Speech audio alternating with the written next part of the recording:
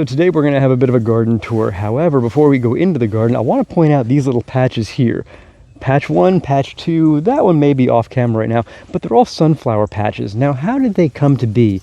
Well, last year when I pulled sunflowers out of my garden across the northern fence line, big bulky plants, I just kind of chopped them down. I brought them out here, I threw them. I was going to actually throw them to the compost, but they never made it there. So I threw them on the ground here. I mowed all this area out, and earlier this year, because we had absolutely no rain, I didn't have to mow this at all. I couldn't mow it, not even compost like I would have liked to. But in the process of not mowing it, and what little rain we did and didn't have, I started seeing plants germinating all over this area. And I identified them quickly to be sunflowers. So when the time came to mow, as they were growing up, I said, I'm just going to spin the mower in circles around these patches. And I did that. And now all of a sudden, I've got 3 stands of sunflowers that for some reason the deer aren't hitting. But the cool thing is when my hens come out, because I free range them, I only have 2 left. When they come out and see me in the garden, they want to hang out in this area. If they want to, protect themselves under cover here, they've got all these stands of sunflowers. So it's kind of a nice added benefit. Plus, I've seen hummingbirds out here, so the pollinators are coming. And speaking of hens visiting me in the garden, behind you is one of them. And as we enter the garden, what do we see? A sea of green sweet potato vines. These first 5 beds, you can't even really see them at this point, are the first 5 that went in. I think they all got installed as little seedlings on May 24th. My sweet potato plant out video can verify that. But this whole south section here, these first 16 beds are mostly sweet potatoes. I've got some volunteer marigolds I've let go. One thing I didn't point out was my pots of blackberries. Mostly 3 gallons from last year. These number 1s over here and 1 gallons are from this year. And these 3 gallons right here, those are actually, they were 1 gallons coming into this year, but I went ahead and potted them up into 3s earlier. They've already since rooted out quite well. I know because I actually picked one up the other day and it was rooted into the ground below it. As we come along down, we've got Covington sweet potatoes all up until this point, and this is where it changes a little bit. Here's Stokes in this bed up until, and I can tell the point to where it transitions because I ran out of them. I didn't do well with my Stokes propagation.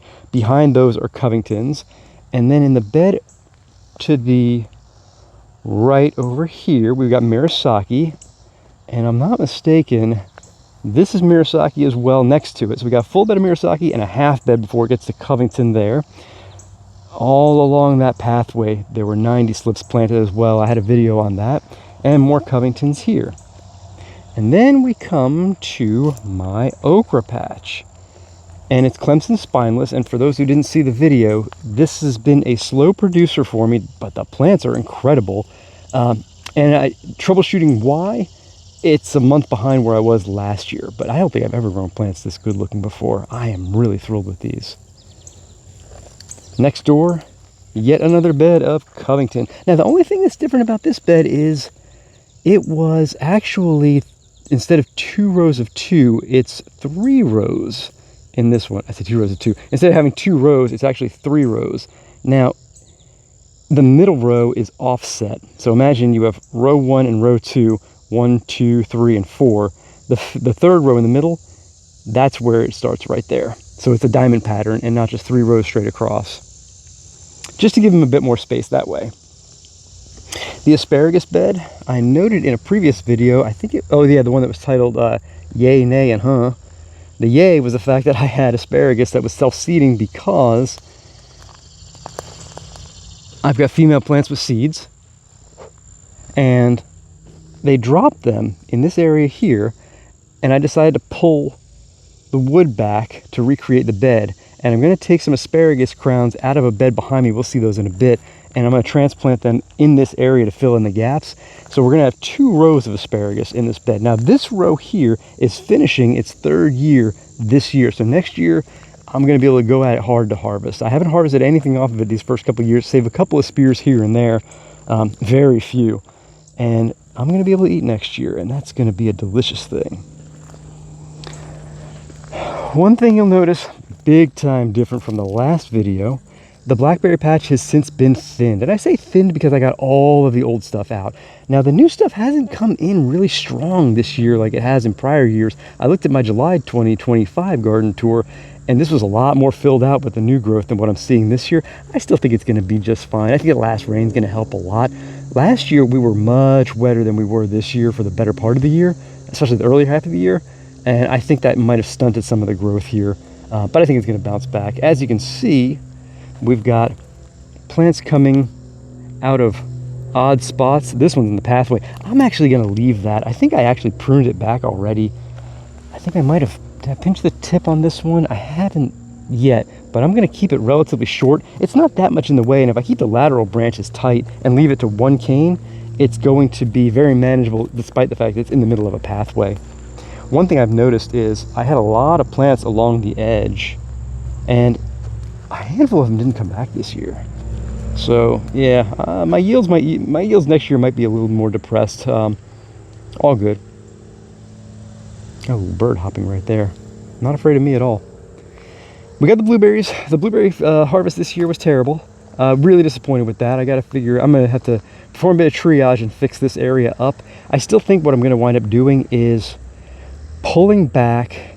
I think that little raised bed there with sweet potatoes is going to go. I'm going to pull all this area back, like get rid of all the wood, scrape some of the mulch off, and I think I'm going to re-amend with elemental sulfur around the base of these plants. I'm going to do a pretty hard pruning, and then I think I'm also going to add some pine needles as a mulch instead of my usual wood chip mulch, just to help see if I can acidify the soil a bit more to put them in a better position. I am getting new growth, but I'm just not thrilled with how they've been going so far. But I want to figure blueberries out a bit more because I wouldn't mind them coming into this area more and more over the years, kind of expanding the patch up into here. And speaking of up into here, this is my San Marzano bed. The plants are coming to an end at this point. We have a lot of sun scald, still a lot of fruit on the plants that I've been trying to get out of here and process through. It was slow to ripen. It was just not a good year for this in general. And I put that on me. I planted not too early considering my historical, but I got popped by frost, and I really do need to install a shade cloth system for my tomatoes going forward, especially the San Marzanos, because they mature all at once, and I experience blistering every single year, and I'm getting tired of that. Sweet potatoes next door over. There's two more beds here. Interestingly enough, these beds both went in at the same time, and I don't know how well the camera's going to pick it up. This bed's more robust than this bed. I don't think the plants, I got to go back and look at a garden tour. That always helps me now that I understand how good a record that can be. They're taller, they're more robust. I'm wondering, these guys, if they wound up getting some of their water pilfered by the tomato plants early on, whereas these guys, despite having the peppers next door, didn't. Hypothesis, don't know. Not really going to do anything to verify that. I mean, obviously I see much lower yields in this bed versus this one at the end of the harvest. It might tell me a little something, but there's no reason to think that the yields would be the same between two beds when the foliage is that much different. Bell peppers up front, and I don't typically mess around with zucchini or squash. And the reason why is because the squash bug and the squash vine borer are very prevalent in this region. But I did have some seeds. Oh, speaking of squash bug, there's one right there. I'm gonna have to go through, and I think it's a squash bug, and check underneath the leaves for the yellow eggs. I had a pack of seeds. My wife really likes squash. Squash to me is that, I'm sorry, zucchini. She loves zucchini. It's kind of a meh crop to me. I'm just not a fan of zucchini. It's okay, not great, but the effort it takes to kind of keep the pests off of it in this region have made it kind of a I don't want to bother crop. But when I saw the seeds in there and I thought of her, I'm like, I'll surprise her with some of those when if I can actually get them to finish out. I am getting flowers, and I think I see the start of some fruit. The variety is Castantha romanesca, and it is I think it's a much tastier zucchini than typical zucchinis. A little woodier, a little nuttier, but it is a much lower yielding zucchini. So you don't really get a whole heck of a lot off the plant versus zucchini, but I think they taste a lot better. Bell peppers up front, and you can see we are yielding on the pepper side of things. They're a little bit slow to go right now. but they are starting to come on a bit. I pop a lot of green ones off. I usually don't let them get into red, only because they take a long time to do that. And I'd rather put the energy into more fruit as opposed to tastier fruit. I know it's a bit counter to a lot of people, but it's kind of what I like. And then we've got the rest of this bed, jalapenos. Nope, we got habaneros, excuse me. And you can see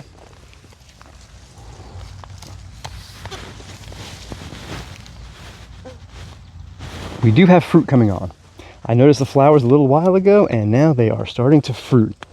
Next door, Swiss chard. In the back, we had onions there. Swiss chard's getting battered but right now, and I don't know by what. I gotta take some pictures and go look online and see if I can solve that. I don't know if it's gonna, I'm hoping that it is just a summertime fungus thing going on, that once we kind of get through this warmer weather, I can still eat off the plant, but I'd like it to be nice and clean by the time the autumn comes around, because I don't want it to plant more if I don't have to.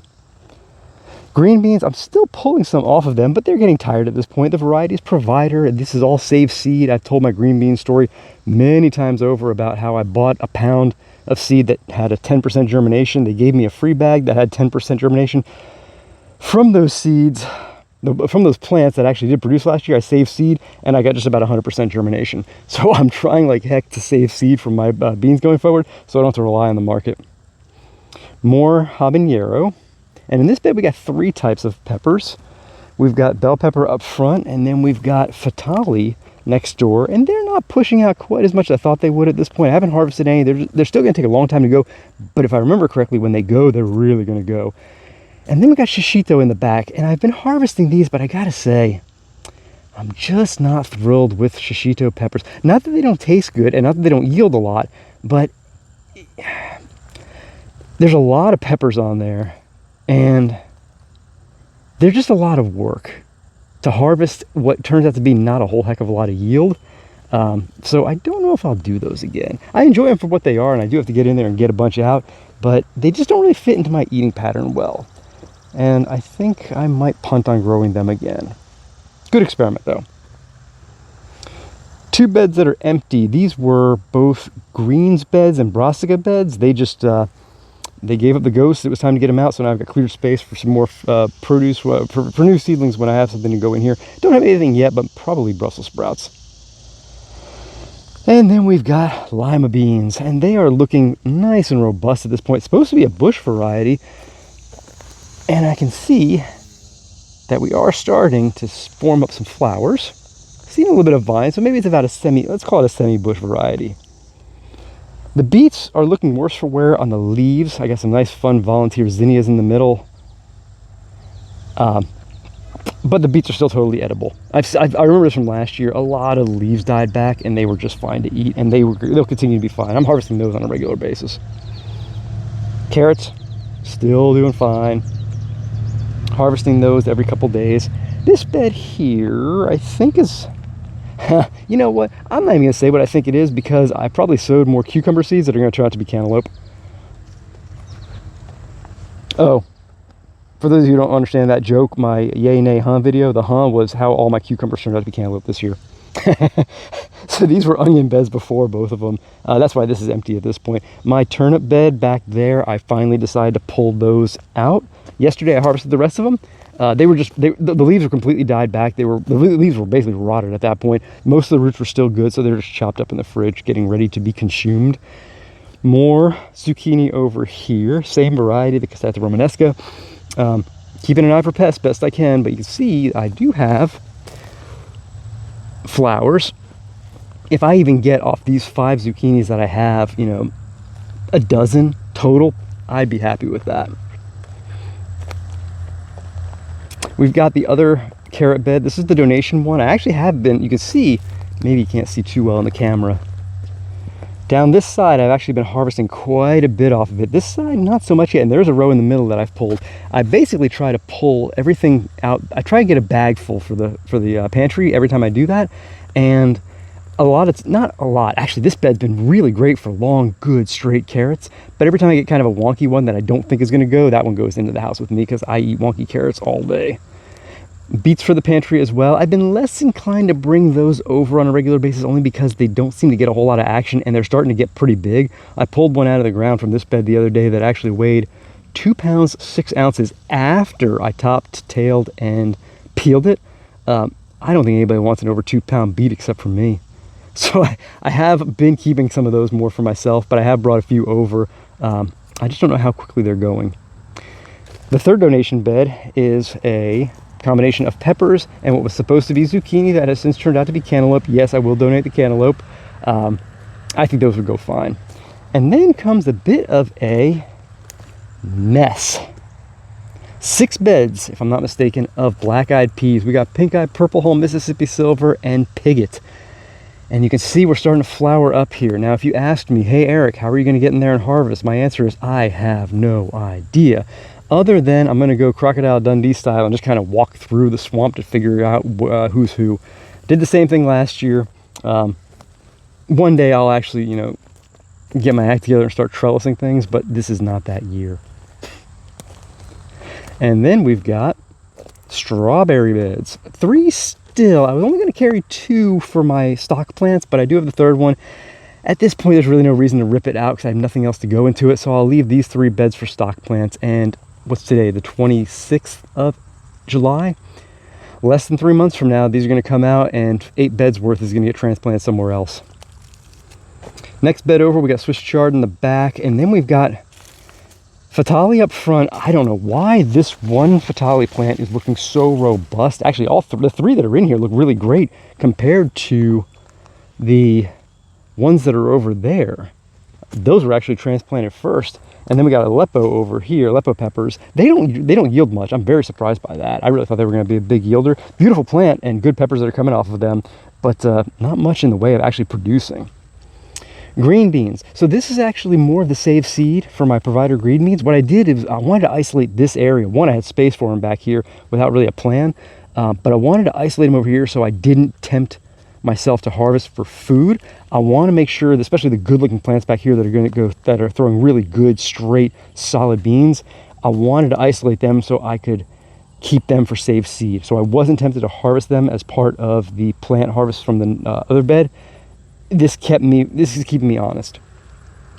More Swiss chard back here. That's actually looking better now that I'm back here taking a look at it than my other one. I have done some harvesting off that one too, but I'm gonna have to make it back here tomorrow and pull quite a bit of that off. Get those cleaned up. Now those leaves don't nearly look as desiccated as the ones from the other bed. Next bed over is a bit of a mess. We've got lettuce up front that I have been pulling these bolted plants out of the ground and giving to my chickens, and behind that, that's my little section of lima beans that were germinated from Aldi beans. Actually, lima beans I bought for eating. I wanted to germinate them, and I did, and they are vining like crazy. And I don't really know how to get to them at this point, but they are back there. I think they may be getting close to flowering. Yeah, I think they're getting really close to flowering. Now, how I'm going to get back here and do anything with these, again, it comes back to I have no idea. And then we've got next door, which I'm going to try to have to figure out how to get to as well, black-eyed peas. Those are pink-eye purple hull. No, they are not. They are Mississippi silver. And they're going to start flowering. Yep, they've already started flowering. So this is going to be another area where I've got to figure out how I'm going to get to them. And then we've got more cantaloupe. These were actually deliberately cantaloupe, not cucumbers. And then we've got the cucumbers that turned out to be cantaloupe. Look at the yield that I have in here. 1, 2, 3, 5, 7, 9, 10 visible ones, 11 visible ones just in that little section there. And we got some pretty decent sized melons in here. They're not ripe yet. For those of you who don't know, and I learned this recently, the telltale sign for ripeness of cantaloupe is it basically slips off of the plant at the stem where the stem meets the actual fruit. It shouldn't just fall off in the garden. If it falls off in the garden, apparently it's overripe at that point. But if you tug on it and it doesn't give at all, it is not ripe. If you give it a gentle little tug and it slips off, you've got a ripe melon. And I actually harvested one, I think it was a week ago, and it did exactly that. I held it in my hand, just kind of feeling to see if they're close. And when I grabbed the stem and gave it a little bit of a nudge, it fell right off in my hand. So it might have been a shade overripe, but I actually think it was perfect. My raspberries are doing great as far as the plant quality goes. I'm seeing, I got pollinators up in here all the time. I can find bees. So many fruit sets. all over the place. Whether or not they actually produce really big, robust, thick berries is another story. I've got them spaced about 2.5 feet apart. This is 5 plants across what I think is probably about 9 feet. Yeah, they're looking great. Really happy with how these have went into the ground back in, I think, what, early March? And this is where they're at right now. Yeah, happy with those. Just really want to see some fruit out of them. But yeah, look at all those clusters of flowers. My little jalapeno ring here. I have been harvesting quite a bit off that one. Those 3 plants. I started fermenting them as well too. Watermelon in the back of that bed. Oh, you know what? While I got you here, see those asparagus? One there, one there, one there. I think there's a couple over there as well. Those are the crowns I'm going to pull out of this bed and put into the expanded bed over there. I think they'll handle the transplant just fine when they're dormant. I just really this bed just doesn't need to be a poorly performing asparagus bed when they could be something else instead. And we've got the Aronia. Check out this one. This is just loaded down with fruit right now, and unfortunately it's just not quite ready to harvest. It's got a ton of berries on it. It's just, I know from experience when the ripeness, it looks nice in color, the berry at the moment. However, if you take a bite into it right now, boom, astringent. It's just still going to pucker still going to dry your mouth out, and to that extent, it's not going to be a great harvest. So I'm waiting a bit more. I did Google it recently, and it did seem like in this area, it's more a mid-August at the earliest for ripening.